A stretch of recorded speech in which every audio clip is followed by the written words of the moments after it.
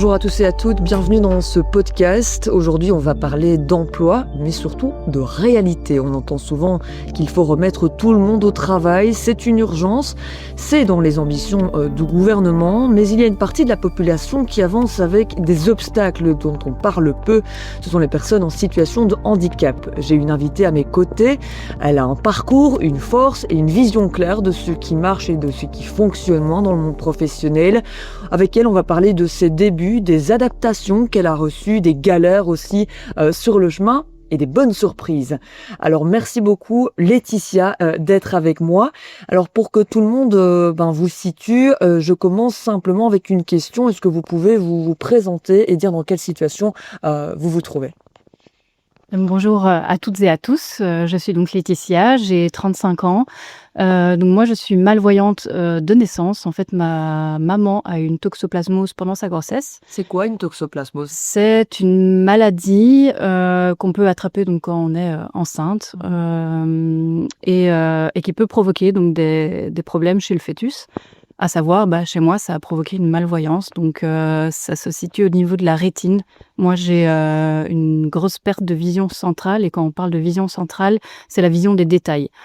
Donc, si je prends maintenant pour vous expliquer qu'est-ce que je vois très flou. Et si je croise des gens dans la rue, par exemple, je ne les reconnais pas parce que je ne vois pas bien les traits du visage. Pour lire aussi, c'est difficile quand je suis dans la rue. Si je regarde les panneaux, je ne les vois pas. À la gare, dans les stations, tout ce qui est en fait écrit, mais inaccessible, on va dire. Donc voilà, c'est comme ça que ça se traduit dans mon quotidien. Je voulais savoir, Laetitia, comment est-ce qu'on évolue enfant quand on a ce problème-là ? Est-ce que on a un parcours d'accompagnement qui est singulier, ou est-ce qu'on essaie de se confondre un maximum avec la population dans ses individualités les plus globalisantes ? Alors moi, donc j'ai fait mon parcours scolaire depuis la maternelle jusqu'à la fin de secondaire en école qu'on dit entre guillemets ordinaire, parce qu'il y a des enfants qui peuvent aller en scolarité spécialisée. Et donc j'ai été une bonne partie plutôt seule, mais j'avais quand même un organisme de l'IRSA, donc une branche, un service spécifique de l'IRSA, qui m'accompagnait, en tout cas en primaire, pour vérifier que tout se passait bien et être présente de temps en temps pour m'aider dans mes cours, on va dire. Mais par contre, en secondaire, là, j'ai été vraiment très seule, on va dire. Le désavantage, c'est que quand on grandit et qu'on passe par l'adolescence, on a souvent envie de rejeter les choses, soit de faire par soi-même ou de rejeter son propre handicap, on va dire. Vous visez vraiment Et essayer de paraître comme tout le monde, ce que j'ai un peu trop fait. Enfin, maintenant, avec du recul, je me dis, j'aurais dû accepter plus d'aide ou j'aurais dû en chercher. Mais voilà, je sais que quand on est jeune, c'est plus compliqué de demander de l'aide aussi. Mais j'ai eu pas mal de difficultés à ce moment-là. Par exemple, quand vous parlez d'aide, est-ce que c'est de l'aide pour s'orienter dans des espaces quand on manque de visibilité ? Est-ce que c'est par rapport à des lectures ? Est-ce que vous pouvez m'aider à comprendre vraiment les moments qui ont été difficiles à cet âge-là dans le contexte scolaire ? Alors non, pour se déplacer, moi j'ai vraiment pas de difficultés particulières. Mais par contre, c'est vraiment pour suivre les cours. Donc moi-même, au premier banc, quand les profs écrivaient au tableau, je ne voyais pas. Donc ce que je devais faire, en fait, c'est systématiquement prendre les notes de mes camarades et recopier tout à la fin de la journée. Donc chaque cours, je devais pouvoir recopier, en fait. Et donc c'était beaucoup de charges de travail supplémentaires. Et aussi, j'ai refusé les aides techniques. Donc j'aurais pu demander, par exemple, une vidéo loop. Donc c'est une vidéo qui capte comment on dit ? Le tableau. Et qui permet de zoomer et de voir ce qui est marqué. Mais à l'époque, parce que maintenant on peut quand même dire que c'est il y a un certain temps, les vidéoloops étaient très encombrantes. C'est pas du tout ce qu'il y a maintenant, qui est déjà portatifs.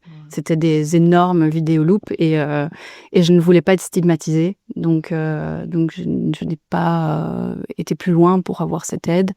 Mais c'est vrai que j'avais une charge supplémentaire et aussi parce que, en fait, mon handicap ne se voit pas du tout. Et autant on peut penser que c'est un avantage, autant en fait ça m'a quand même désavantagée parce que les gens oublient très vite que j'ai un handicap.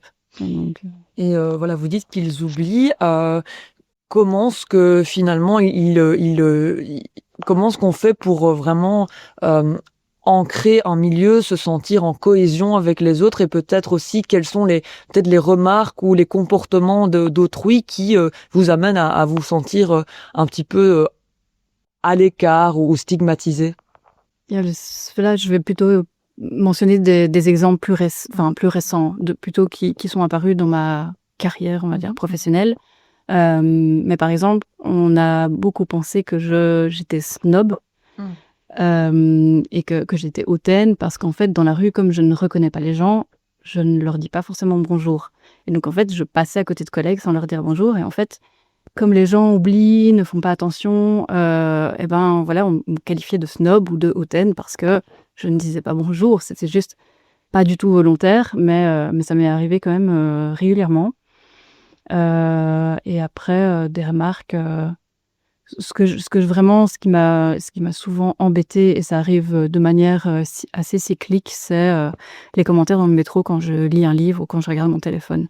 Parce que d'apparence, je n'ai pas de problème de vue, mais dès que je regarde quelque chose, je dois le tenir à même pas 10 centimètres de mes yeux. Et comme je ne porte pas de lunettes, les gens viennent vers moi en me disant « Ah, vous devriez porter des lunettes, vous devriez faire attention à vos yeux, vous devriez aller consulter un opticien, un ophtalmologue. » Enfin voilà, j'ai souvent des remarques non sollicitées qui apparaissent.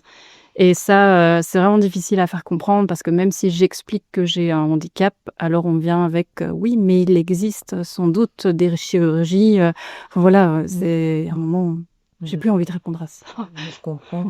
Et alors, on parlait du marché du travail. Est-ce que vous pouvez m'expliquer comment ça s'est passé la première fois que vous avez postulé pour un job et voilà, comment était l'ambiance générale et la manière dont ils ont abordé votre situation dans le cadre du travail?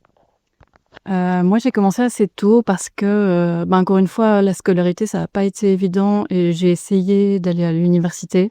Sauf que je n'ai pas réussi à tenir en fait la charge de travail et mon handicap en même temps. Et donc, après 1 an, j'ai décidé de rentrer dans le monde du travail. Et j'ai eu l'opportunité d'être engagée sous contrat Rosetta. C'est quoi? C'est les contrats premier emploi. Je ne sais pas si c'est partout, en tout cas dans un service public. Ok. Donc c'est des contrats d'1 an, premier emploi. Et donc ça a été, je veux dire, entre guillemets, assez facile d'intégrer. J'avais une très chouette équipe, donc ça c'était, enfin voilà, je me suis fait des collègues que je vois encore maintenant. Mais par contre, j'étais toujours dans ce système de il faut rentrer dans le moule et il ne faut pas demander trop d'aide. Moi, on m'avait un peu martelé le cerveau avec si ton handicap ne se voit pas, tu t'intégreras mieux. Ah oui, d'accord. Voilà, ça c'était un peu des injonctions qu'on m'a fait intégrer en grandissant. Et donc, Il consiste en quoi ce travail? c'était un travail administratif. Mais donc, je travaillais exclusivement sur un ordinateur et avec des papiers. Mais donc, j'avais demandé aucune adaptation à ce moment-là. Et c'est assez fatigant parce que, voilà, les caractères, je ne les agrandissais pas forcément. Les documents étaient dans une certaine police de caractères qui n'était pas toujours accessible. Donc, je forçais mes yeux. En fait, à cette époque-là, je forçais mes yeux tout le temps.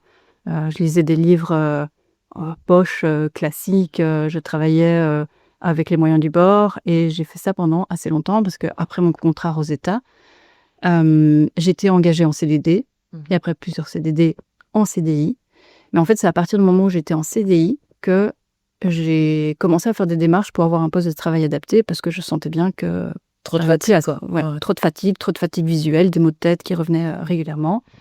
Et en fait, je n'avais pas osé faire le pas avant parce que j'avais déjà entendu des problèmes, voilà, où on me disait oui, mais attention, ça va te stigmatiser, ou mais tu sais, tes collègues ils vont être jaloux, ou voilà, le budget, on n'est pas sûr de l'avoir. Donc, on me disait ça, et puis je me disais ok, bon, je vais pas tenter.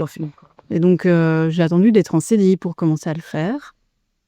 Ça a été très compliqué parce qu'il y avait une référente pour les personnes en situation de handicap, mais elle ne connaissait rien, en fait, dans le handicap visuel. Donc, quand je lui ai commencé à parler de mon problème, c'est moi qui ai dû lui dire, mais moi, j'ai pas non plus toutes les connaissances de ce qui existe. Enfin, c'est un ergothérapeute qui aurait pu le faire. Ou une personne, voilà, dans un service dédié au handicap visuel qui aurait pu le dire. Moi, je lui disais, voilà, déjà, avoir un grand écran sur un bras pour pouvoir approcher en fait l'écran de ma vue, ce serait plus simple, et avec un programme qui agrandit, un zoom text comme on appelle.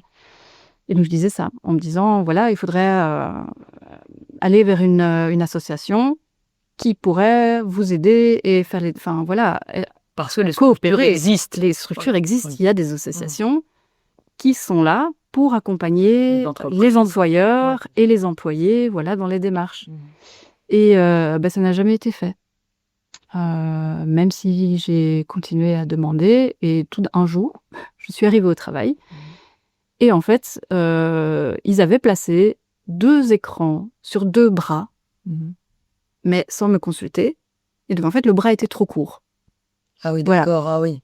L'air de dire, regarde, on l'a fait, mais on n'a absolument pas réfléchi. Mais on n'a pas réfléchi, et puis alors, ils avaient commandé eux-mêmes le programme, sauf qu'ils n'avaient pas vérifié la compatibilité avec mon PC, et ce n'était pas compatible. Donc en fait, là, tu as aussi le sentiment que tu vas rajouter une lourdeur qui ne devrait même pas être, donc, et parce que justement, ça a été fait, mais ça a été mal fait, quoi. Ça a été mal fait, j'ai pas été entendue, et en fait, ce qui m'a vraiment épuisée par après, c'est que j'ai beau avoir expliqué les choses de manière voilà, très factuelle, on ne m'a pas entendue.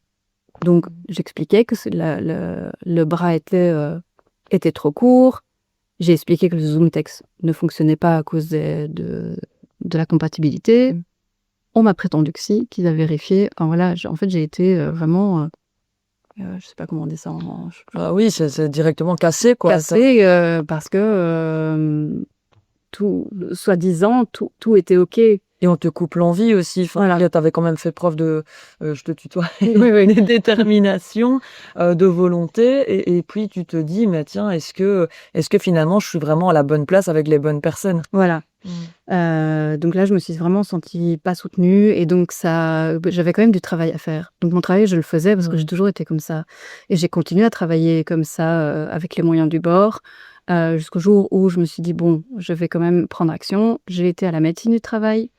Et là, j'étais très mal reçue, puisque donc le médecin que j'ai rencontré m'a dit, mais madame, si vous vous êtes toujours débrouillée jusqu'ici sans aide, ou comme vous le faites, pourquoi est-ce que ça changerait maintenant ? Et donc, j'ai été... sidérée, mortifiée. Là, tu dis vraiment, il y a rien qui est fait. Voilà. Enfin, on met des mécanismes en place, mais il n'y en a vraiment aucun qui est adapté. Et il faut avoir vraiment il faut encore avoir leur mental très fort. À ce moment-là, ce n'est pas toujours le cas. Moi, j'ai beau avoir tenu, à ce moment-là, quand il a rendu, parce qu'il a rendu un avis négatif, et tout ce que je demandais, en fait, c'était qu'un ergothérapeute vienne faire une évaluation de mon poste de travail pour justement pouvoir commander les bonnes choses. Et donc, il a rendu un avis négatif, et en fait, je me suis écroulée à ce moment-là. C'était juste avant le Covid. Donc là, j'ai comme eu une pause de, je pense, 2 semaines pour m'en remettre, parce que ça avait été très violent. Ensuite, j'ai continué, voilà, là, je vais le faire court, mais donc j'ai continué comme ça, il n'y a rien qui a évolué. Je suis passée par une grossesse qui m'a encore plus fatiguée. Et quand j'ai fait ma reprise au travail, voilà, je continue à travailler de la même manière, sans aide, sans... Et combien de temps dans cette entreprise ? 14 ans. Dont je pense bien 7 ans à essayer d'obtenir un poste de travail. Et en fait, j'ai fini par faire un mélange de burn-out et de dépression. Et après quelques mois vraiment d'arrêt, je me suis dit, en fait, je ne peux plus. quoi. Je ne peux plus. Je ne peux plus. Enfin, il faut que je me respecte aussi et que je m'arrête maintenant. Sinon, je vais décrocher totalement, quoi. Puis Oui, il y a le contexte, il y a la grossesse, il y a oui, la vie autour. il y a la vie faut pas autour. perdre Et pied. puis, à un moment, en fait, je me suis dit, mais en fait, ton handicap, il est là. Il faut arrêter de De faire renier, de le renier. Il faut l'accepter. Et il faut accepter qu'en fait, il y a des aides qui existent et tu en as droit. Et c'est ça, en fait. Je me suis dit, en fait, j'ai droit à tout ça et je ne l'ai pas. Et surtout, de ce que j'entends, c'est quand même un combat très, très, je veux dire, difficile à mener, vu la structure peu adaptée. Ouais. Et j'imagine que dans ces moments-là, quand on se rend compte à quel point on est encore tout ça à faire pour progresser, on a quand même envie de porter sa voix. À un moment donné, on n'a plus envie de se laisser faire et de dire que tout va bien, parce que Oui, ça va pas. ça ne va pas. Ouais. Ça n'allait pas et j'ai envoyé pas mal de signaux et j'ai pas été entendue. Donc, Ok. Et donc burn-out, et puis finalement, tu as décidé de quitter cet emploi. Ouais, après 1 an, j'ai décidé de démissionner. Et pourtant, quand j'y pense, je me suis battue. En fait, après mon CDI, j'ai encore été passer des examens pour être statutaire. J'ai été statutarisée. J'ai même monté de niveau parce que donc je suis passée j'ai augmenté de niveau, j'ai passé des examens. Malgré tout ça, je me suis dit, en fait, ça n'en vaut pas la peine. Enfin, tant pis. Parce que je me suis dit, même si je change de ministère, même si je vais voir ailleurs, est-ce que je vais être considérée mieux là-bas? Parce que moi, j'avais déjà entendu d'autres personnes qui avaient essayé, chez qui ça n'avait pas marché. C'est connu, en fait. C'est ça qui est terrible, c'est que c'est connu que on n'est pas toujours bien accueilli. Ouais. Et puis voilà, et puis pas forcément de bonne compréhension, parce que le handicap, il y en a plein, et puis il y a plein de degrés. Ouais. Et donc quand on pense pouvoir bien traiter la chose, en fait, il y a tellement de cas individuels. Ouais, c'est ça. Ah ouais. Et comment Cas par cas, fait? hein. Exact. Et comment on fait quand on a vécu une première longue expérience comme celle-là, pour finalement se réorienter et éviter de retomber dans un piège? Alors moi, j'ai eu des opportunités. En fait, j'ai commencé à m'intéresser un peu au côté militant, au côté droits des personnes handicapées. Et j'ai eu des contacts, voilà, avec des assos, dont une association qui fait de la prévention contre les violences faites aux femmes. Et en fait, en parlant avec elle, le contact est passé. Et donc, j'ai eu l'opportunité de pouvoir avoir un contrat, un CDD à ce moment-là, chez elle. Dans un milieu vraiment Dans un milieu qui était ouvert, très humain. très humain. Et qui m'a entendue. Et en fait, comme je disais là tantôt, en 2 semaines, au début de mon contrat, j'avais un grand écran sur un bras que je pouvais mettre à ma distance, avec un clavier avec des touches agrandies. Et en plus, on était sur Mac. Et donc, en fait, il n'y a même pas besoin de zoom text parce que le Mac, il est très bien fait pour ça. C'est un des systèmes qui est le mieux pensé pour les personnes malvoyantes et aveugles. Et donc, c'était très confortable.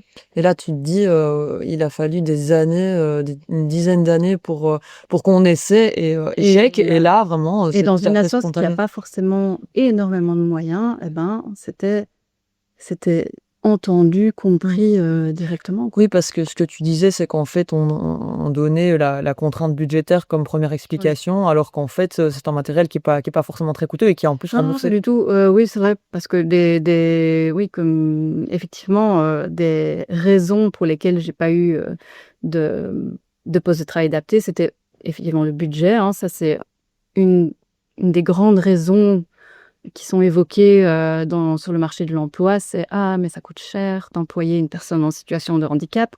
Non, en plus, il y a des aides il y a des aides à ce niveau-là, des aides pour individuelles, mais aussi auprès des employeurs. Donc non, ça ne coûte pas cher. Il y a des moyens qui existent. Et aussi un veto. Comme autre raison, j'avais eu un veto de la sécurité. parce que comme le Zoom Text est un programme extérieur, Mhm. ils avaient décidé de ne pas le valider en termes de Par sécurité. sécurité, c'est ça. Bon, Ouais. peur d'espionnage, Oui, des choses voilà. comme ça, quoi. Donc c'était un peu aberrant aussi Voilà. parce que, ok, donc on préfère être Ouais, discret, pas se prendre sur inclusif. soi, ouais. Voilà, on préfère ne pas être inclusif plutôt Mhm. que d'accepter un programme extérieur. Voilà, je trouvais ça assez absurde. Et donc un deuxième milieu, Ouais. une opportunité qui finalement s'avère être beaucoup plus agréable. Hein. Agréable, humaine. Ouais. Je dirais, ça se trouve dans les détails, mais par exemple, quand on faisait des réunions et qu'on imprimait les ordres du jour, Mhm. ben, pour moi, j'avais toujours un ordre du jour en grand caractère. C'est ça. Tu vois, c'est vraiment dans les petits détails, c'est penser à imprimer en grand caractère quand j'en ai besoin des documents. Et oui, du coup, t'as pas cette impression de constamment devoir être une lourdeur et d'aller dire, et en fait, je suis Oui, là, quoi. oui, merci de penser à moi. Voilà, et même, elle m'avait demandé en fait directement, mais dans notre espace de travail, dans nos bureaux, qu'est-ce qu'on peut faire pour améliorer les choses? Mhm. Est-ce que on doit changer la lumière? Où est-ce que tu veux être installé? Est-ce que tu veux être proche de la lumière extérieure ou plutôt proche d'une lampe? Et donc, c'est vraiment des détails, mais effectivement, moi, j'ai besoin de lumière extérieure. Je trouve ça plus confortable que des néons. Mhm. Donc, Et donc, c'est vraiment dans l'écoute. Là où les premiers, à bout de souffle, ont tenté Oui. quelque chose sans te considérer, Ouais, là, c'est tu as vraiment été au centre, en fait. oui, oui. Ouais. Et voilà, et en fait, je veux dire, quand on fait du travail du bureau, effectivement, c'est du cas par cas. Parce qu'il y a des personnes, par exemple, qui sont malvoyantes, qui ne vont pas apprécier la lumière du soleil ou de la lumière extérieure parce qu'elle est trop blanche, ça, voilà. Mais en fait, le tout, c'est de poser la question. C'est ça. Et c'est vraiment des petites choses, c'est juste, en fait, placer la personne à un bureau qui est confortable pour elle. Puis c'est une question aussi je veux dire, de fidélisation. On va pas Ouais. tenir. Enfin là, c'est merveilleux d'avoir pu traverser 14 ans dans cette situation. Enfin, merveilleux dans le sens, c'est incroyablement douloureux d'une certaine manière, mais c'est une preuve de détermination énorme. Mais quand tu as quelqu'un qui se sent à sa place avec un bon encadrement, je veux dire, c'est aussi ça, Mais offrir un poste adapté. oui, et puis ça permet, voilà, à des employés qui font leur travail de pouvoir continuer, comme tu dis, Mhm. c'est de la fidélisation. Ouais. Et Et peut-être que les choses auraient été différentes si j'avais eu le poste de travail que je demandais. Et depuis cette bonne expérience, est-ce que du coup, ça s'est un peu simplifié pour toi dans le milieu du travail, dans le sens où tu connaissais les failles et donc tu arrivais à les contrecarrer directement? Je ne saurais pas dire. Moi, donc, voilà, c'était un CDD d'1 an qui n'a malheureusement pas pu être renouvelé. Et donc, je me suis retrouvée sur le marché du travail pendant 4 mois. Euh, Après, le marché du travail actuellement est très compliqué, je pense que pour beaucoup de monde. Pour avoir des amis qui n'ont pas de handicap et qui ont des difficultés à trouver un travail, je pense que c'est vraiment compliqué en ce moment. Après, j'ai envoyé pas mal de CV et j'ai eu très peu de retours. Pourtant, mais j'affiche en fait le fait que je suis Bien sûr. malvoyante, que j'ai voilà. Et donc, je ne sais pas si est-ce que c'est un frein pour certaines personnes? Ça, je saurais vraiment pas dire. Et en même temps, tu t'es rendu compte dans ton parcours que les personnes sont censées être formées, ne serait-ce qu'à l'écoute, ne l'étaient pas. Donc, il est légitime de se poser ces questions-là encore Ouais. aujourd'hui. Tu m'as aussi partagé une réflexion très intéressante par rapport au vieillissement, justement, en disant, ben, voilà, t'as des personnes comme moi qui ont un handicap, je veux dire, en étant plus jeune, mais chacun est amené à avoir une déficience qui s'installe avec le temps et parfois à les cumuler. On perd l'acuité auditive, on perd l'acuité visuelle, sauf qu'on n'a pas l'occasion de se préparer quand ça nous tombe dessus. Et donc là aussi, la question finalement, elle est pertinente dans le sens où il s'agit d'adapter le milieu du travail au vieillissement de la population, des gens qui sont mis à l'écart aujourd'hui. Oui, mais ça, c'est même la ville. En fait, la société actuelle est pensée et a été créée pour et par des personnes valides, qu'on dit valides entre guillemets. Donc c'est des personnes qui n'ont pas de handicap, qui n'ont pas de déficience quelconque. Et en fait, c'est enlever déjà, c'est fermer la porte, on va dire, à une partie de la population, mais aussi à toutes les personnes qui vieillissent, parce qu'en vieillissant, oui, la proportion de personnes en situation de handicap visuel, par exemple, elle est très élevée au niveau des personnes qu'on dit de troisième âge. Et donc, si la société était plus adaptée de manière, de base, on pourrait mieux accueillir aussi cette population-là. Et sur le marché de l'emploi, c'est pareil. Si les employeurs, par exemple, si les personnes qui sont référentes au niveau RH étaient formées à accueillir en entretien des personnes en situation de handicap, déjà à la base, au niveau de la formation des RH, eh ben peut-être qu'on aurait plus facile à trouver un emploi aussi. Mais je pense que la plupart des personnes ne sont pas formées à qu'est-ce que le handicap, qu'est-ce que je dois mettre en place pour accueillir, qu'est-ce que les personnes savent faire, parce que ça aussi souvent c'est mais qu'est-ce qu'elle peut faire cette personne aveugle en fait finalement, Et à on peut décrocher le se poser téléphone. la question sans la poser à la personne aussi Voilà. directement. Donc là aussi, il y a un espèce de biais dans son entre-soi, on va réfléchir pour l'autre qu'on n'arrive même pas à cerner parce qu'on s'y intéresse pas vraiment. C'est ça. Moi, voilà, quand j'étais encore au ministère pour les sites, pour ne citer que, j'avais surpris une conversation d'une personne qui avait en stage une personne aveugle et qui disait mais je ne sais pas ce que je vais lui faire faire. Cette pauvre fille ne va faire que prendre des appels. C'est terrible. C'est terrible. Ouais. C'est terrible. C'est une méconnaissance totale des compétences qu'une personne peut apporter. Et puis on n'a pas tous la chance d'avoir un entourage qui nous soutient. On peut se sentir déjà très isolé de base. Et encore une fois, là, ça, je veux dire, on est en train de stigmatiser. Peut-être ces personnes vont finir extrêmement isolées parce qu'elles se sentent pas en adéquation avec un monde qui les rejette. Je connais des personnes qui sont sans emploi, mais parce que en fait elles n'ont plus la force, de passer des entretiens. Parce que c'est un rejet constant, c'est de la méfiance, c'est de la peur, parce que c'est ça, en fait, la plupart des employeurs, c'est la peur, c'est l'absence d'information et de sensibilisation et la peur qui est derrière est-ce que ça va être rentable aussi. C'est ça. Si jamais tu devais adresser un message un peu synthétique aux entreprises, au milieu de l'entreprise et aussi au gouvernement par rapport à ton expérience, qu'est-ce que tu dirais aux entreprises aujourd'hui pour simplifier les réflexions? C'est je vous conseille d'écouter, d'aller parler à cette personne et de lui demander ses besoins. Je vous conseille de vous renseigner sur ce qui existe parce que c'est pas un frein. C'est quoi le message finalement que tu voudrais porter? Déjà, oui, c'est être sensibilisé, parce que souvent, c'est le premier pas, en fait. C'est déjà de comprendre l'autre, donc d'être sensible à ce que la personne vit. Qu'est-ce que c'est son quotidien, quels sont ses besoins. Ça, c'est le deuxième, c'est voir quels sont les besoins réels, en fait. Un handicap, effectivement, pour la plupart, ça fait peur. En fait, parfois, ce sont des besoins qui sont plus simples que ce qu'on pense.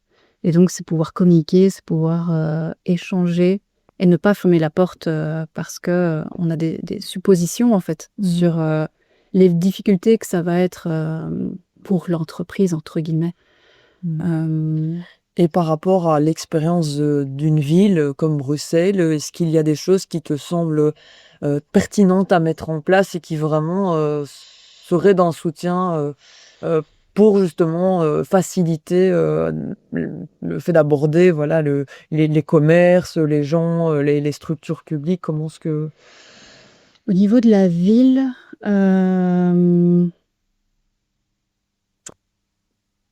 ou c'est peut-être déjà plus en sensibilisation par rapport à l'approche? mais la ville est devenue plus compliquée. Alors à cause de malheureusement les vélos électriques. Les vélos généralement, mais les trottinettes. Ouais. Les trottinettes. L'arrivée des trottinettes a vraiment compliqué notre quotidien. Autant parce qu'on ne les entend pas. Et autant parce que souvent elles sont mal rangées. Alors, je constate quand même que ça a évolué parce que maintenant ils ont mis des zones spécifiques pour parquer les trottinettes et qu'ils ont réduit les flottes de trottinettes. Mais ça a été un vrai problème parce qu'en fait, elles étaient partout, tout le temps, dans le chemin. Et quand on a une canne, c'est très compliqué de se déplacer avec ces trottinettes partout. Le soir, on ne les entend pas, on ne les voit pas parce que ce sont des usagers qui n'ont pas forcément de gilet, de casque qu'on peut identifier. Et malgré tout, même les voitures électriques, alors certaines font un bruit. Je pense que maintenant, c'est obligatoire. Mais celles qui en font moins, ça reste aussi plus difficile de les percevoir. C'est ça. Donc, l'électrique, et pourtant, je suis pour l'électrique, mais ça reste plus compliqué. Voilà, c'est ça. Donc, mais sinon, c'est vraiment, il n'y a pas d'autres, dans ta situation, d'autres problématiques qu'il faut pouvoir appréhender, qui sont un petit peu liées à la modernité. Non, parce qu'après, voilà, je trouve quand même qu'il y a des améliorations au niveau des transports. Maintenant que tous les noms d'arrêt soient cités, vocalement, ça m'a beaucoup aidé. Donc, ouais, vraiment à ce niveau-là, moi, j'ai pas trop de soucis. Après, je suis sûre que si on demande à une autre personne, elle pourrait sans doute dire. Surtout que maintenant, j'utilise beaucoup Google Maps. Ouais. Enfin, il y a plein de petites applications maintenant qui nous aident pas mal, en fait, finalement. Ah non, il y a quand même aussi tout ce côté logiciel. Donc, Google Maps est adapté, en fait. En tout cas, moi, pour me retrouver, on va dire, dans la ville, c'est plus, c'est facile. Donc, oui, avoir en main maintenant toutes les informations, c'est plus facile pour moi. Qu'avant, je devais vraiment mémoriser les chemins et être sûre de moi, ou imprimer des plans pour pouvoir me déplacer.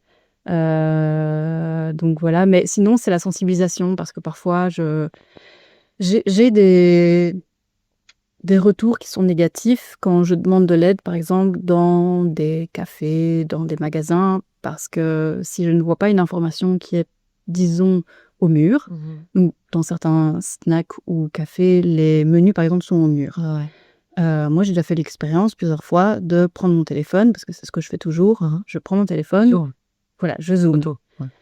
Et en fait, alors j'ai déjà eu une expérience où une personne m'a dit c'est interdit, vous ne pouvez pas prendre de photos, même en expliquant que j'avais un handicap visuel.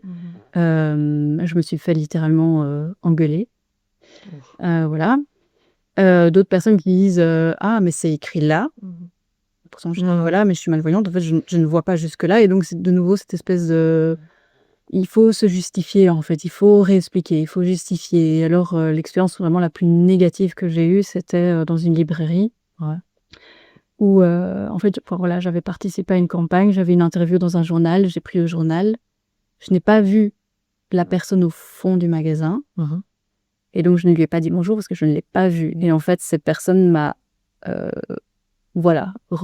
rabrouée en disant que je pas respectueuse, que j'étais pas polie parce que je ne lui avais pas dit bonjour. Et donc, je lui ai dit mais je suis désolée, je suis malvoyante, je ne vous avais pas vue, excusez-moi.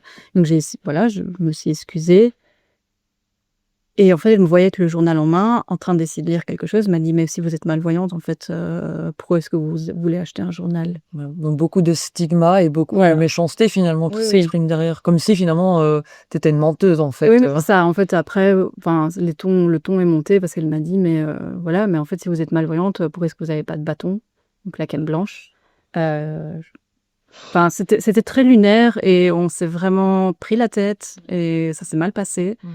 Mais c'est la fois où ça a été le plus violent parce que vraiment c'était une négation totale de ce que de ce que je suis maintenant, de la personne malvoyante que je suis. Et puis comment répondre à ça, il n'y a pas de mots. Non, mais c'est plein de petites choses comme ça qui s'accumulent et on voit que les gens ne sont pas informés. Mais en tout cas, Laetitia, merci beaucoup de nous avoir partagé cette expérience avec sincérité. Ce que vous racontez, ça montre quelque chose de simple. Le handicap n'empêche pas de travailler. Ce sont plutôt les obstacles autour qui rendent la tâche et la route plus longue, plus lourde. Mais vos expériences montrent quand même qu'avec de l'adaptation, du respect, tout le monde y gagne. Les personnes, les entreprises et la société tout entière. Merci beaucoup d'avoir accepté cet entretien. Merci à toi. Et je vous souhaite une très belle continuation.